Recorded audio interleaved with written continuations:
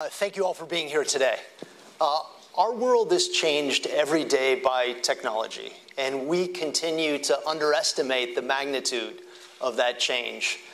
Most of us on this stage were alive when making a phone call meant dialing a device from your home. Touch tone seemed like an innovation, and voicemail was a breakthrough. Now we carry around in our pockets these devices that not only make phone calls, but have more computing power than a supercomputer a generation ago. And as we look into the next 20 or 40 years, we know the names of some of the technologies that are going to affect our world.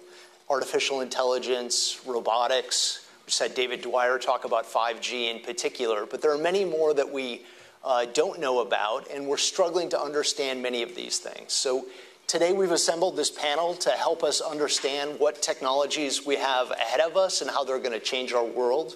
We have Eva Chen, as mentioned, is the CEO of Chen Micro. Chen Micro you founded 30 years ago with your sister and your brother-in-law, as I recall. She was Chief Technology Officer for a long time at Chen Micro and responsible for many of the computer security firms' breakthroughs in terms of keeping computer systems safe.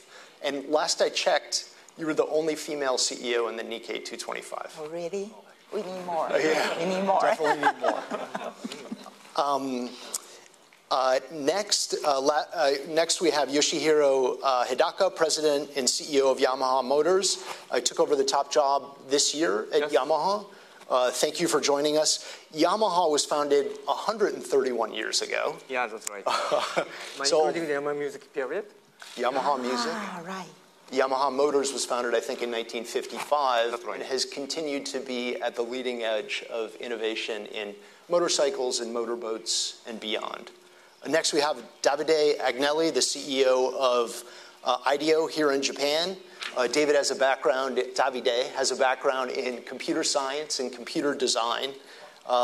He has been working for IDEO for 14 years, spent much of that time in Silicon Valley.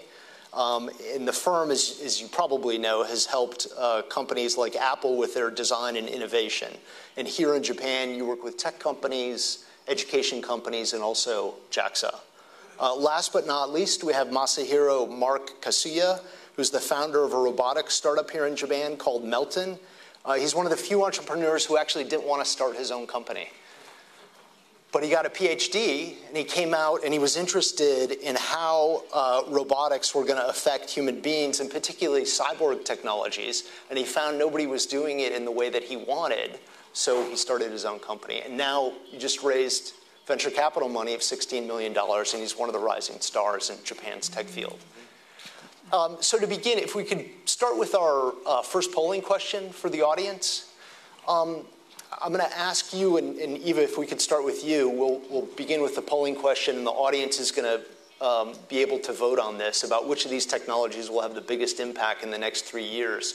And I want to ask you on the panel, which technologies will affect your business in the near future the most, and which technologies are you most concerned about?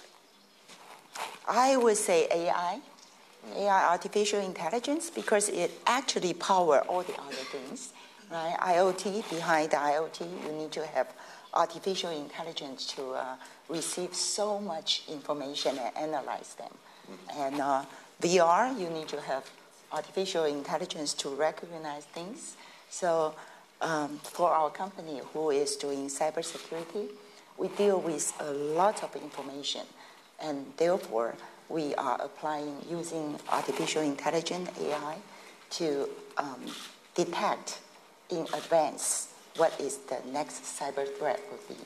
And I apologize for my voice, because yesterday I was in Fukuoka conducting the company's AI contest. There was more than almost 2,000 engineers from Chen Micro. We were doing the racing car, AI racing car, small car racing. I shout too much, so I lost my voice. Did your team win in the end? It's all my team, so whoever wins is win. But it's really funny. I was talking to Mark. I mean, the AI car, once you program it, you cannot change anything. Once it's on the power, on there running, it's all by itself. But all this human being was like, go, go, go, go, waving. It's all by itself already. That's a good transition to Yamaha Motors. Yeah. Yeah. So, excuse me, but I don't want to misleading the listeners with my poor English. So please let me allow to respond in Japanese. てください. Our company deals with dedicated to personal mobility and factory automation, robotics and factory automation as well. From both aspects, both positive and negative things could be said for AI. So AI would be a core technology to what we do, and the improving, and it would also enhance, possibly enhance product functionality as well. And we're working with AI. And one thing that's not up in the polls is electrification, especially powering, in other words, using battery in what we do. If there are changes to the battery technology, I think there will be significant change as well. I think it's a very important question, and I definitely have to agree with Eva on this one. I think that when we look at some of the technology on the board, there's really no robotics without AI. There's no autonomous driving without AI. I think maybe something as a point of comparison, I feel IDEO is a company that has exposure to almost any industries in the world. So we get a feel for what's happening. And as a point of comparison with something that maybe wasn't on the list, like blockchain. Blockchain is a technology that has potential to have a tremendous impact on the way we live. Yeah, it's a little bit difficult at the present moment to think about viable commercial application. AI has such a profound impact on businesses around the world from the very first minute it gets implemented that is getting so much traction. And I think that a lot of the progress we're seeing in AI is because of its impact on the business as well. Okay.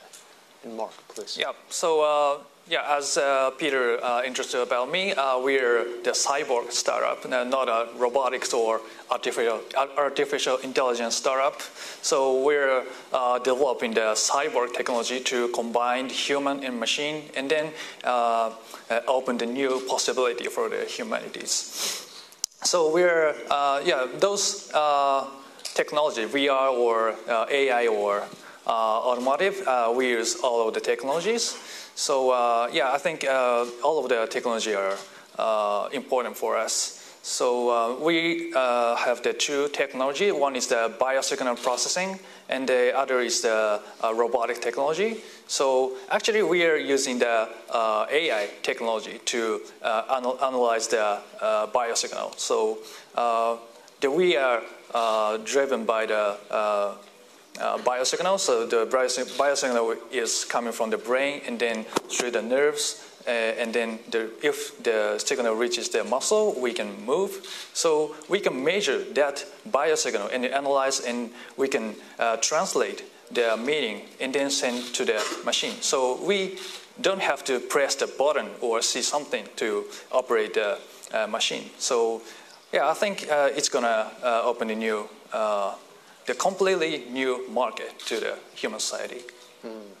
So I don't know if you saw the polling questions, but it turns out that AI is the hands-on winner with something like 66% of the influence. Let's delve a little bit deeper into that topic, and perhaps we could start again with you, Eva. How will AI affect your business? You mentioned the cars. I imagine that's an experiment, but computer security is your core business. Yes. Talk a bit about how that will affect you.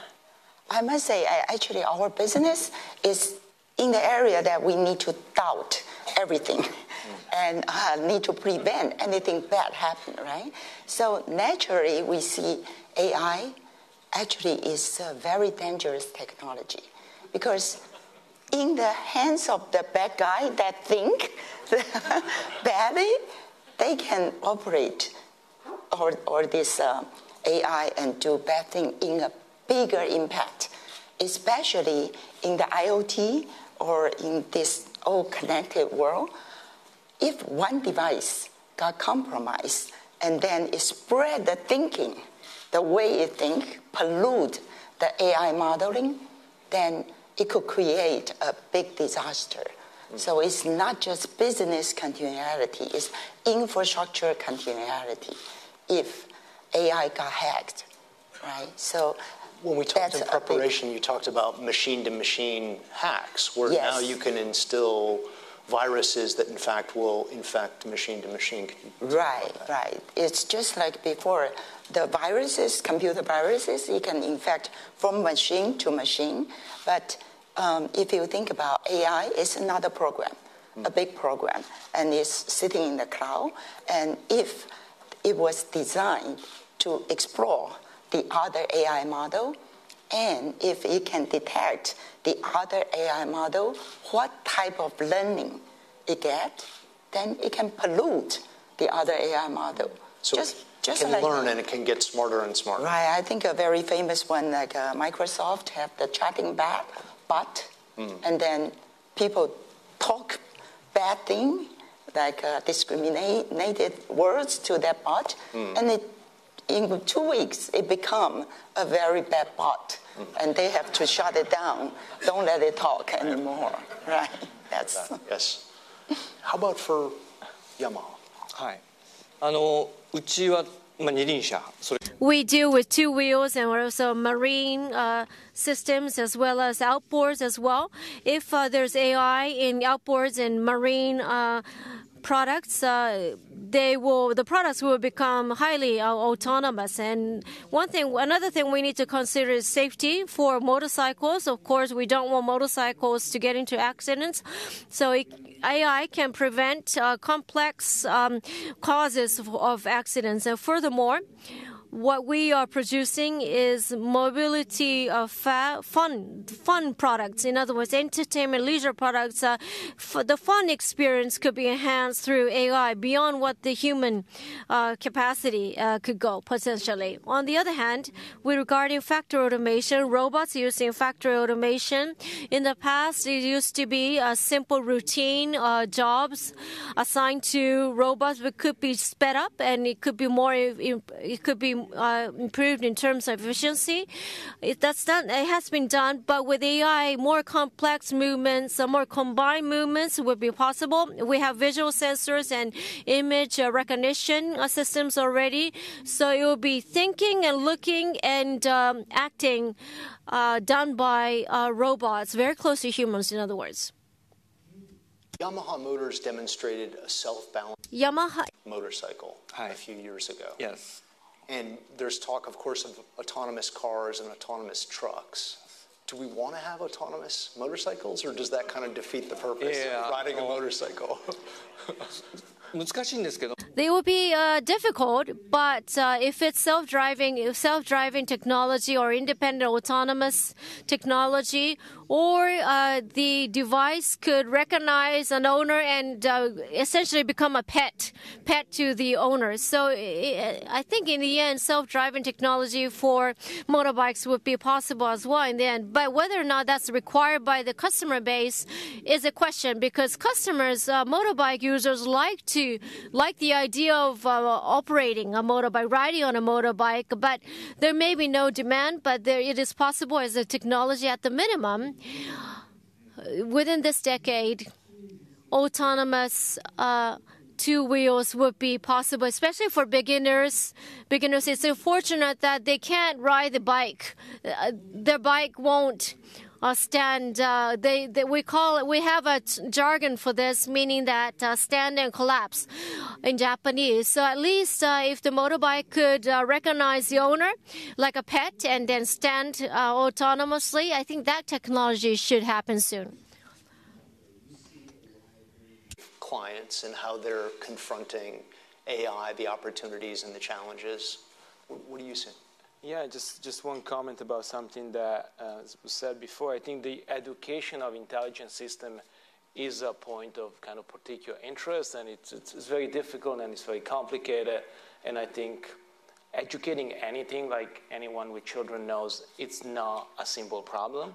And you can only tell much later whether what you were trying to teach work or not. I think from a design perspective, being a design company that design anything from products to services to spaces, and we help all sorts of companies. This is a particularly exciting moment in time because we used to design things that were quite unintelligent, quite dumb, a bottle, a table, a couch, and the intelligence in the relationship between those objects and people came entirely from the people, from the humans. Now we started to design intelligent systems, so it's a very new design problem. We need to design the relationship between those systems and the individual, and that comes with a whole new set of consideration around ethics, for example, and privacy, and what's the best way to educate those systems. And it's also a design that needs to unfold over a longer period of time, as opposed to I designed this bottle, it's finished, I put it on a shelf, I know how people are going to use it. Now we need to figure out ways to keep humans and people in the loop for a much longer period of time so that we have some amount of control and understanding over what the system eventually will do. Mm-hmm. Mm-hmm. It's a good transition to Mark. Mm-hmm. You mentioned that you've been involved in founding a committee to look at the ethics of cyborgs and robotics in particular. What's the purpose of it, and what do you feel like the questions are that you need to answer? Yeah. So there are the risks about the robotics or artificial intelligence. So that's why we're not just making the robot, but we're just developing the cyborg technology to take the humans can take control of the whole actions. So if we develop the great AI and great robots, humans lose control of this society.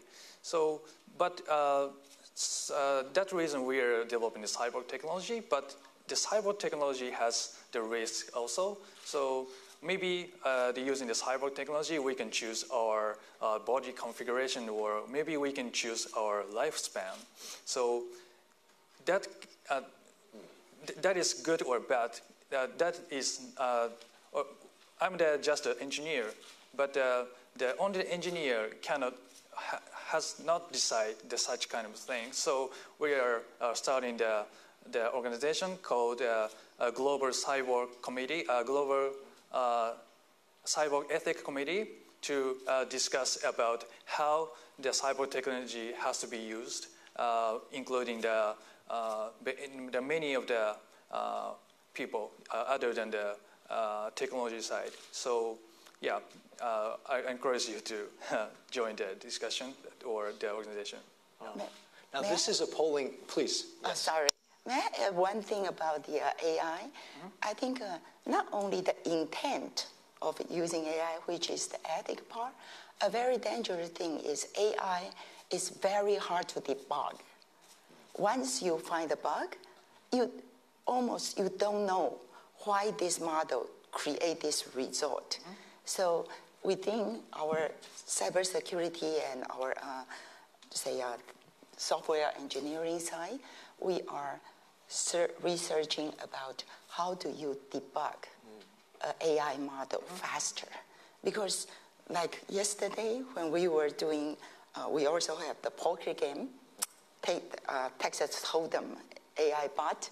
And when I asked one of my engineers, why is your bot starting to play all in all the time? He said, I don't know. After deep learning, the bot decided to do it. To him, that was a bug, but it's very hard to debug. So I just want to mention that even before the ethic problem, how to debug and make sure there's no bug inside the AI model is another big step for technology.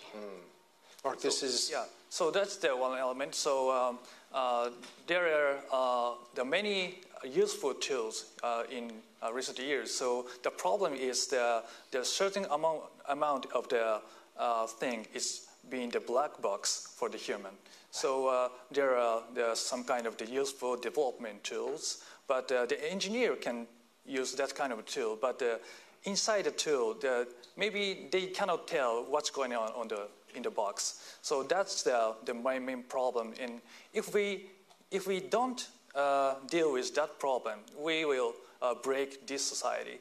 So by using the cyber technology, we can expand our knowledge or the brain capacity to understand the full of the components we are using. So the current human cannot understand all of the elements. But with being the cyborg, we can understand maybe the full of the system and drive in the correct ways with the complete understanding about the system. So that's maybe not rely on the AI or robotics, but just take the control by human. You made me think of a polling question that I wish I would have put on there, which is, if you could pick how long you're going to live, how long would you live? Oh, me?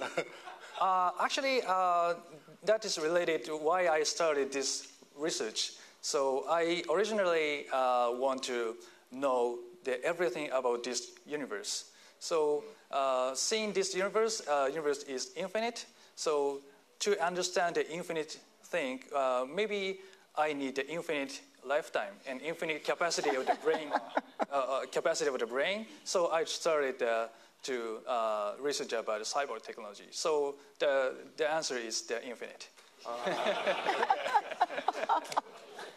I think actually that's a really interesting question and point that, not to take us to a too philosophical path, but there is an important question of why we are developing artificial intelligence. I think that most of the technologies we have developed throughout history was to free ourselves from manual labor and at some fundamental level to work less.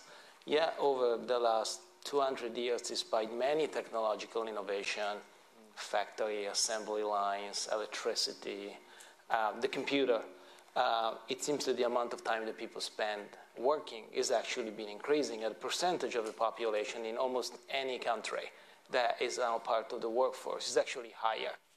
So there is a fundamental question of why we are developing a piece of technology that has the potential to free us from work and give us a lot more free time to answer all sorts of questions. Yeah, it doesn't seem to really take us on that path.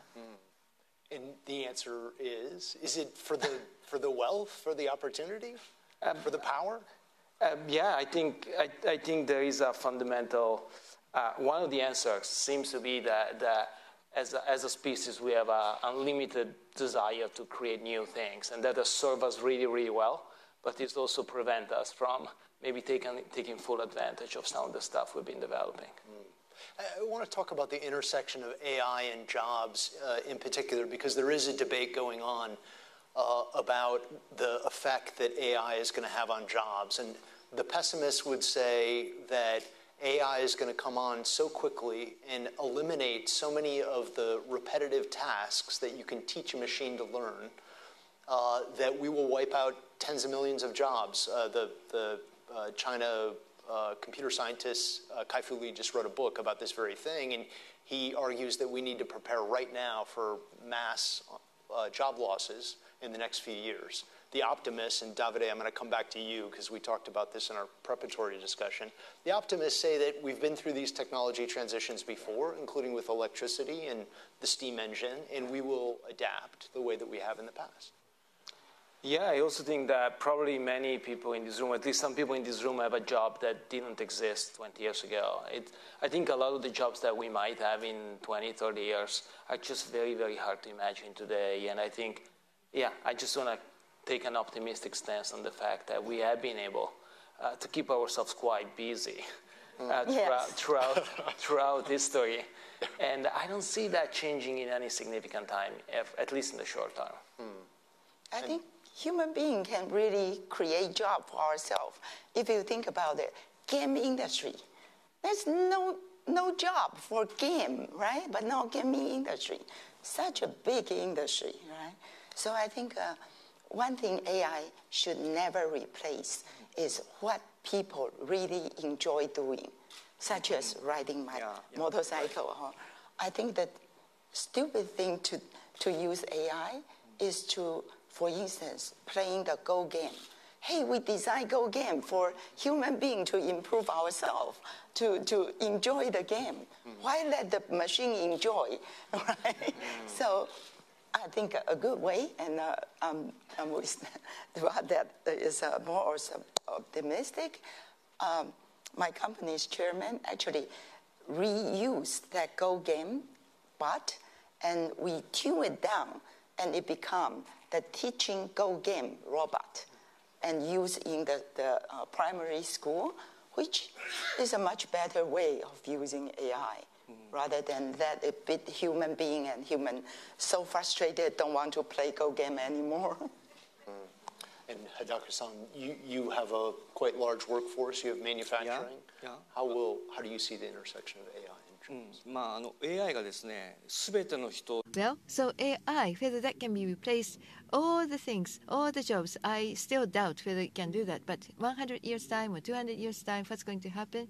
I really cannot imagine what's going to happen. But one thing I can say is that in our company, we have the motorcycles and the marine products also.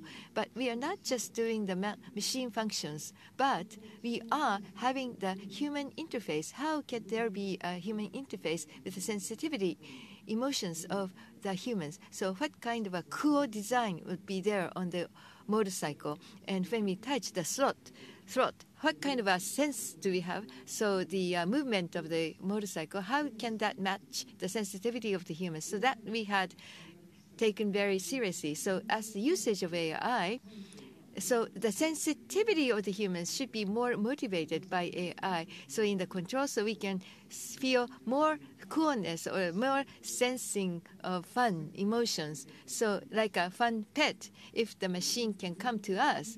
So to more engage the human sensitivities, if we can use the AI in that, I think that is a good way. And if we enlarge the usage of AIs, but on the other side, well, the human sensitivity, what is it? Or the human judgment, what is it? What level of knowledge or what level of capacity is there? But the human judgment, and how can we mix that? How can we combine that with the AI so that something that humans could not sense? Maybe you can sense something bigger if we combine ourselves with AI. Sorry, it's in an arbitrary sense that I'm saying this, but we are now discussing this within the company. Time. I want to ask one last one. We're having this conversation at a very unusual time in global relations and technology in particular. The U.S. has begun to move away from this consensus that open borders and free trade is a positive for the global economy. Just a week or two ago, the U.S. said that it's looking at export controls where it may limit the ability of U.S. companies to export AI, cloud-based AI, human-to-machine interfaces, and a whole host of other technologies, primarily because of China. So first of all, question for you, is that good policy? And then secondly, what kind of effect does that have on the technology industry? And Mark, if we could start with you. So about the policy? So our vision is to maximize the creativity of the humanity. So as I said earlier, there is the fields that the AI it's never must not go into. So our policy or our vision is to maximize the creativity of the human. So the human they have the great creativity. So the AI has to be help that activity. So maybe this is a segmentation between the human and machine. And also we are currently developing the avatar robot and the medical devices, and that is needed for the globally. And also the avatar robots the human can work the very distant place. So we are launching the business globally. So yeah, the global alliance is very important for us, and yeah, we want to expand our business. Eva, you live in between the U.S. and China and Taiwan and Japan. Yeah, I'm from Taiwan. How do you feel about this possible limitations on export, particularly of technologies? Well, I cannot comment on political policy, but I do know that trying to limit human beings' creativity by putting a policy have never worked. But I do believe that protecting intellectual property, if that is the purpose of this policy, then it's very important. I think for a lot of business, intellectual property is where it inspires more innovation. So I believe protecting intellectual property, both from policy and from technology-wise, is very important thing, especially in the AI area. Okay. Davide, you want to have the last word? Yeah, I'm no economist, and that's a bit of an intimidating room to answer that question in front of. I personally think that I think we do need to put some safeguard in place when it comes to designing intelligent products and systems. But I personally think that that has very little to do with countries' borders and particular trade agreements. I think that what needs to be designed in the products themselves, and has very little to do with the countries themselves that might be developing them. Okay. Thank you all. Thank you for taking the time. Thank you, Peter. Thank you very much. Thank you, Peter. Thank you. Thank you, Eber. We go off Thank you, this way. thank you. Thank you, David.